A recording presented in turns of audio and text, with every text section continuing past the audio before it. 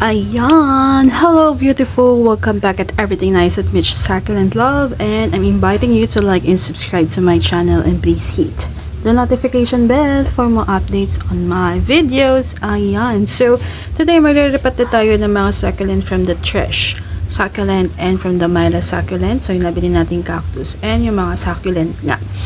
And please don't forget to follow my pages. Nurse Plantita Mitch for Facebook, TikTok, Nurse Mitch for IG and Threads, Everything Nice at Mitch. Ayan. So, start na tayo mag-repot. Finally, makakapag-repot na ako. So, I'm just using the old soil mix na namatayan ng mga succulent. Kasi sayang naman din. And, nag-spray naman ako ng insecticide. So, safe na tayo dyan sa soil natin. So, tatanggalin na lang natin yung mga dried leaves. And I don't see naman, chinek ko na kanina tong mga pots na to, kung merong mga, baka may namumuhay ng mga mikrobyo is wala naman. So, muulan nga pala. Pero pa low pressure area na lang din daw si Bagyong Maymay. Asa na yung ano ko?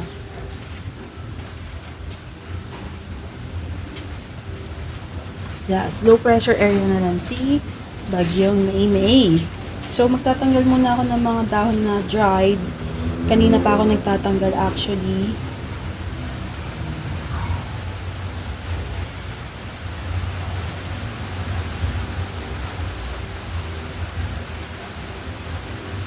Ayan. So, pwede na tayo mag-start. Ang dami ko nakitang mga propa.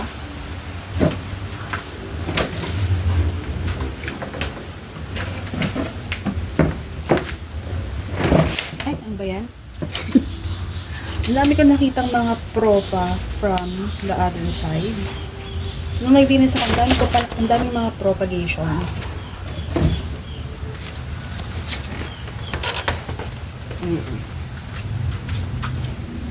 So, dara mag-repat na tayo. So, again, this is old soil mix and hindi ko na dadagdagan yung kanilang soil, ganyan na lang. Because, tawag dito? Okay na yan. Kasi pag nagdilig tayo, tumatapon. Kailangan ko lang ng tubig.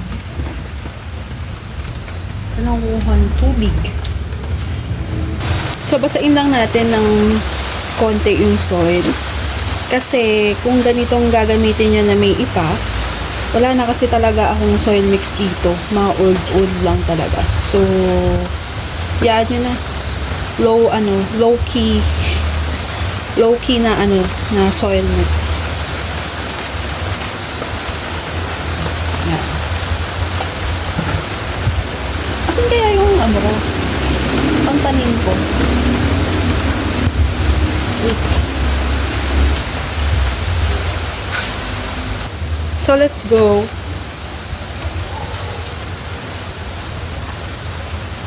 So, again, binasa ako, no? Kasi, kapag ganito nga na may ipa-ipa, tapos, magaan yung soil nyo, mahirapan tayo magtanim, tapos mabigat yung sapin, diba?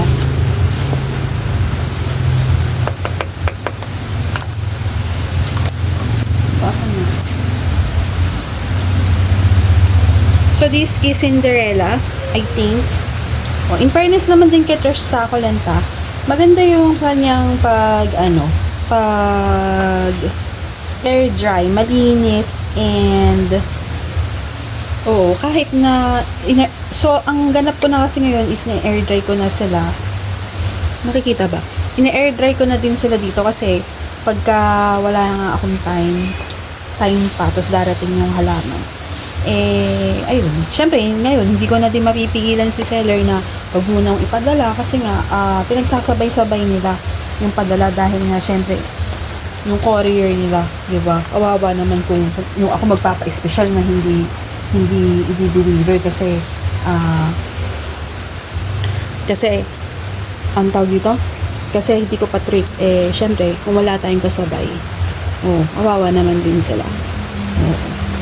Kasi layo din naman ng mga lugar-lugar nila sa courier.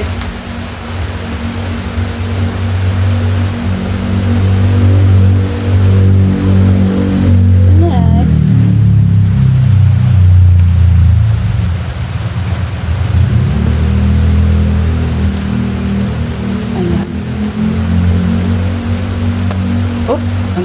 mga bababe.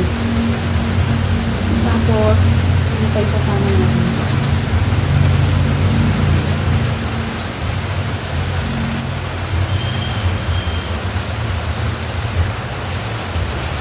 Yan ang hirap kapag ka hindi mabigat ang iyong soy mix. Yan, lumalakas yung ulan. Ano naman ganun?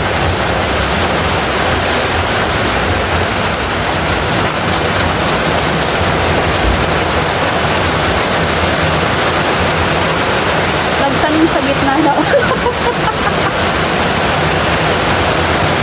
Anyway, chill lang. Tatawa naman ako.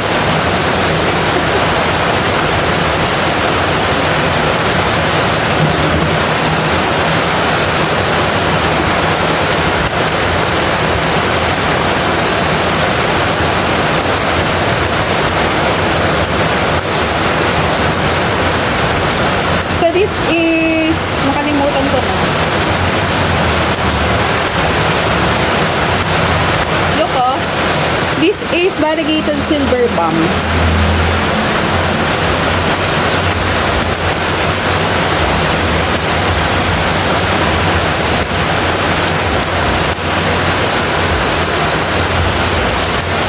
Masyadong lubog.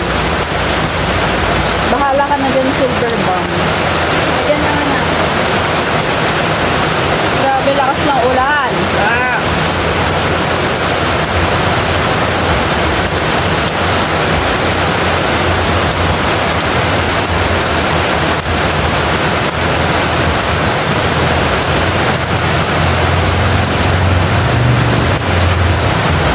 Recording ba?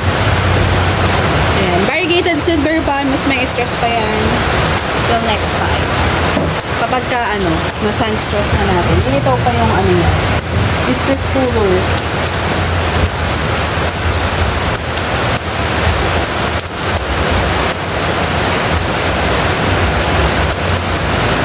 Ito, pwede ko na ito itanim sa mga, sa mga pot na very maluwang. Oh.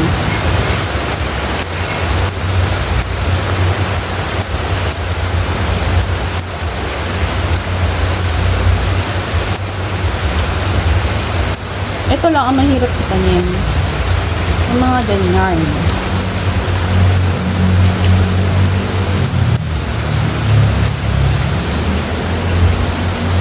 Bahala ka na dyan tumubo, be.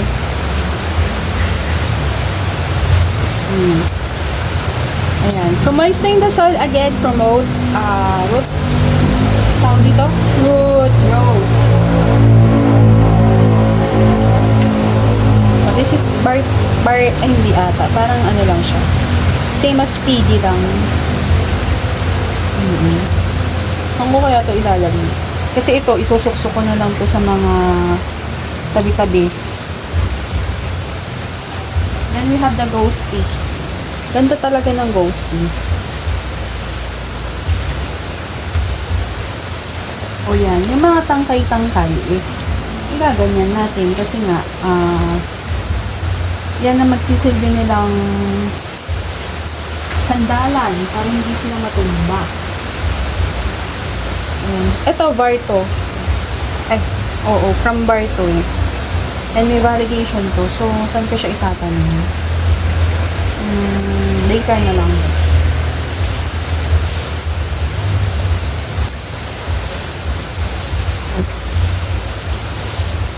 Ayan, si variegated Mickey Mouse. Tago natin kasi masusunod siya kapag kami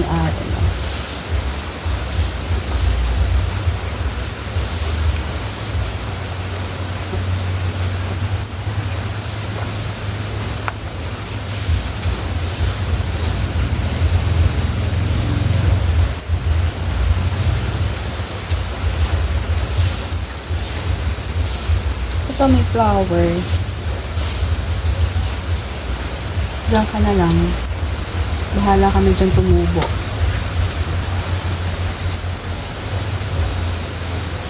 So, yung ating favorite na cinnamon. Tama ba? This is cinnamon. So, saan ko siya ilalagay?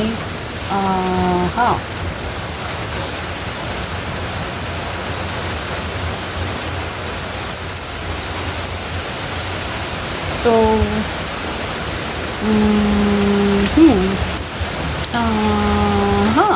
magsisingit na lang tayo dyan later.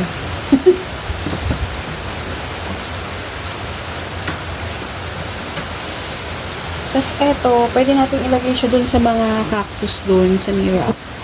Dun sa mga rock na yun, no? So, pwede natin sila ilagay dun. Eto.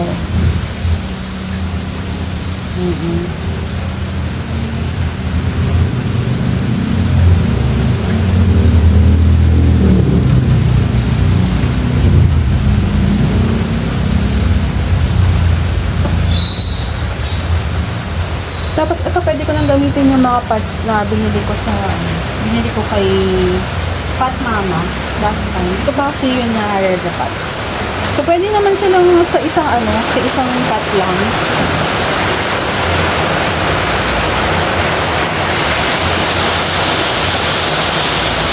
Hindi kita yung ulan sa video.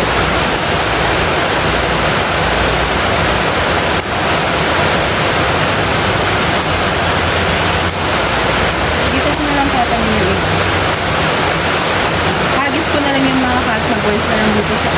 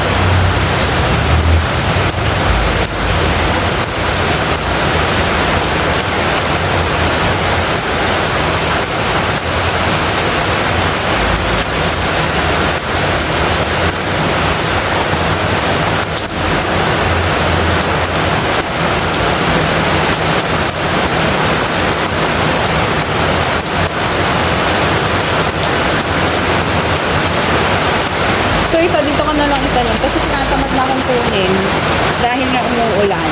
Grabe ka na. Nagtanim talaga ng umuulan.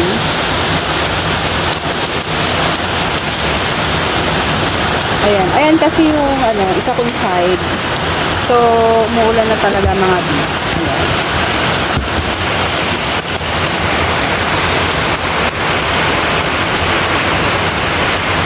Hindi kita yung ulan kasi yan, gagawa ako ng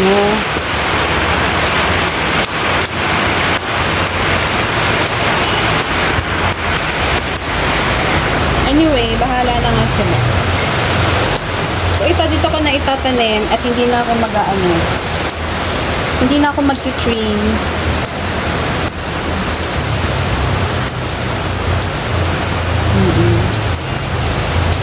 Basta itanim nyo lang na maayos yung plants nyo, okay na yun. Wala nang madaming keme-keme. Yan. So, hindi ko na din to didesignan ng Pero parang gusto ko itanim din sa magandang pot. Lipat ko na lang siya soon. Diyan ka na muna. Putulin na natin kasi hindi siya kasya. Tapos ito, gawin na lang natin siyang pataba dyan. Malay natin, tumubo yan. Tapos tumubo ng marami to. Charot. Tapos, with eto, saan natin tatanim ito? Dito na lang. Diyan ka na lang. So, maganda talagang patubuan yung mas soil. I mean, patubuan yung propagating kembe.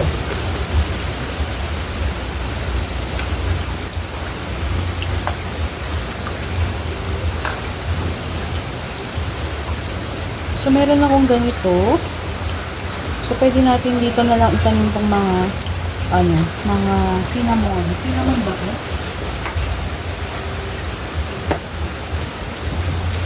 So, So ngayon, wala na ako masyadong arte-arte sa pagtatanim.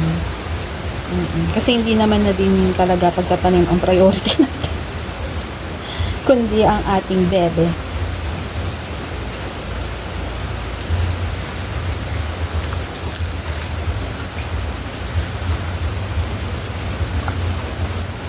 Pwede na siguro silang dalawa dito.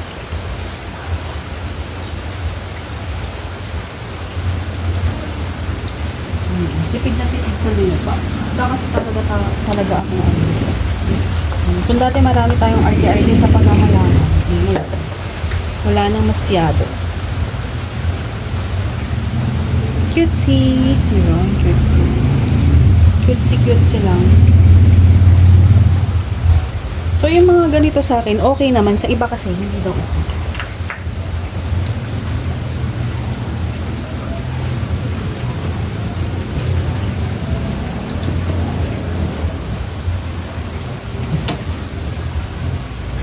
So, diniligan ko na. Kasi nga, ayaw niya umayos.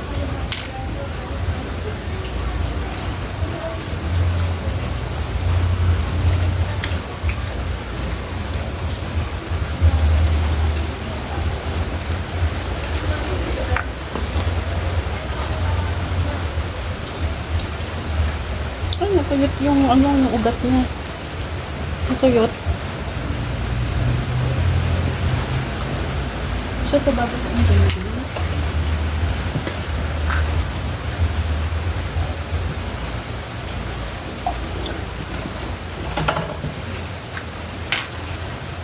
Putulin na natin kasi hindi naman siya kasya.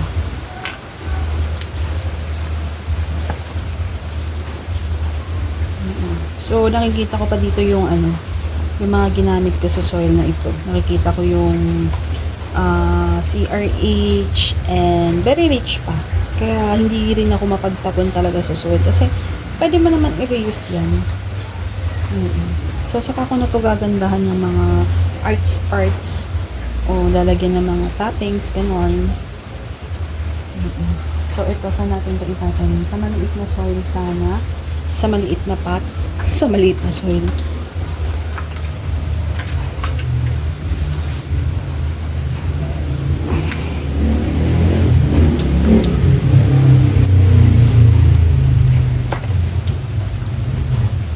Dito na lang. Ayan, may bago siyang buhok.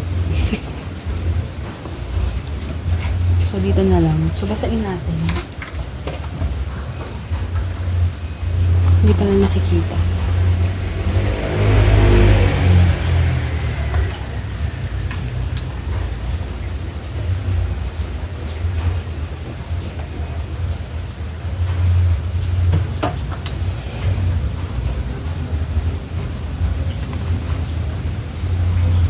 Yun lang, mabagal yung tubig.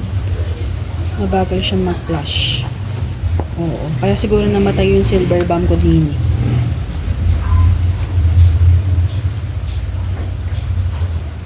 Ayun, may silver bomb pa ako na pwedeng i-propa.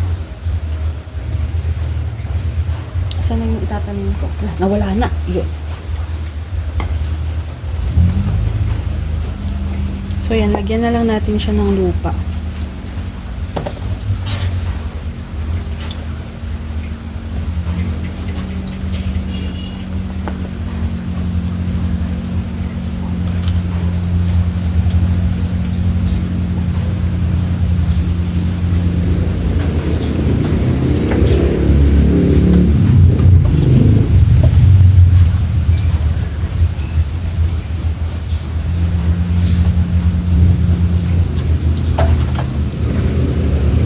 Ayan, may bago na siyang buhok, pero linisin na lang natin ito later. Ayan. Bagay pa yung new hair niya. What can you say?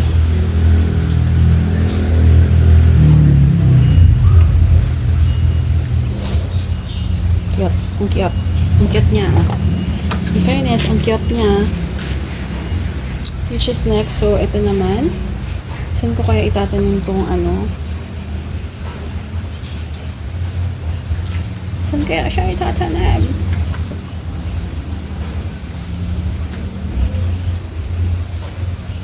So, gusto gusto ko sapat na yun. Wait lang. So, nakuha ko na yung isang pot. Lagyan na natin ng soya mix.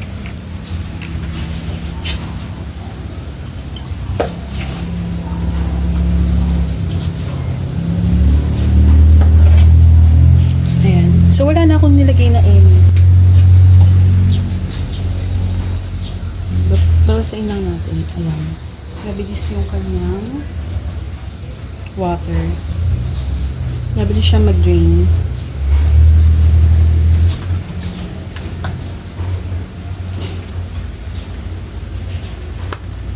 Tanggalin na natin yung sticker.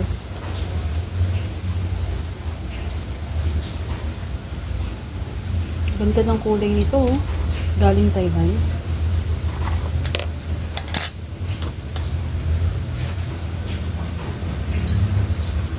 Ayan, pakak siya dito. So, masyadong drainable itong soy mix natin. So, ito na naman ako sa, sa hindi gitna.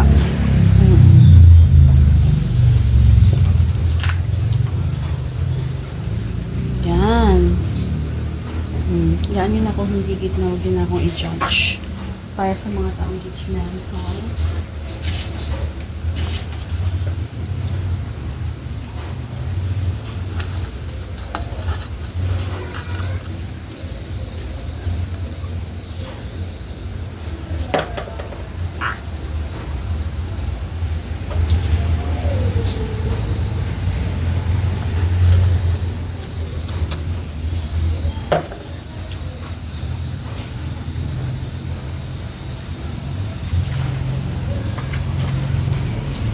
Tada!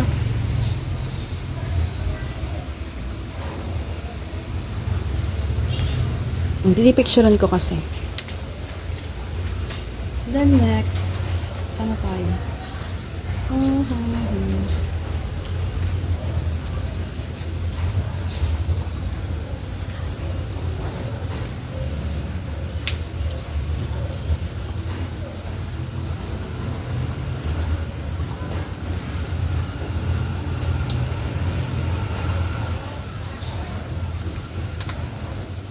So, pagka, na to, pwede ko na siya ilagay dun pagka well-rooted na siya.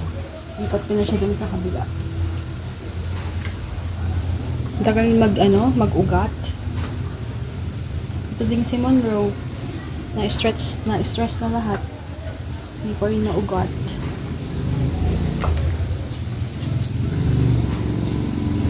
Ito ko na nga lang siya ilagay. Baka dito mag-ugat.